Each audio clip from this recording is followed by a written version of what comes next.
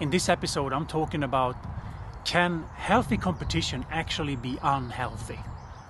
Stay tuned for more. Hi, my name is Johan Majlav. I'm the founder and CEO of Lean Dimensions International.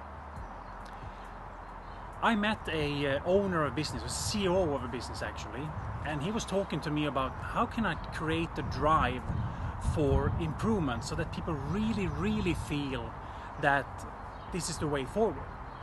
And actually had an idea, and he had started to work on it already when I talked to him. And his idea was, let's create some healthy competition.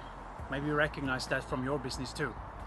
Let's create some healthy competition, and the best improvement team, the one that achieved the most savings, we send them to visit this other country where it's going to be a big fair where they can go and see stuff, and it will be a fantastic trip for them. So my question to him was, how do you ensure that people don't stop, so they stop sharing between each other, for example?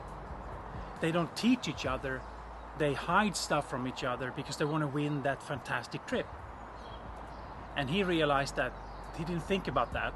So what should I do with that? Well, I said, keep the idea of healthy competition, but put the right behaviors in place. It shouldn't necessarily be the result, but the process. So for example, which team has had other teams copying them the most? Which team have trained other teams and team members the most? Right? Who has been most helpful in make sure others have been successful, for example?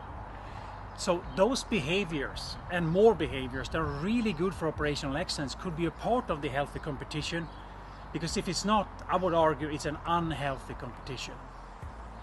So as a CEO, if you want to know what are the healthy behaviors you should have in the organization that will help drive this forward, reach out to me.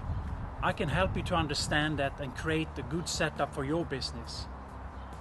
Like and share this video as well, and thanks for listening as always.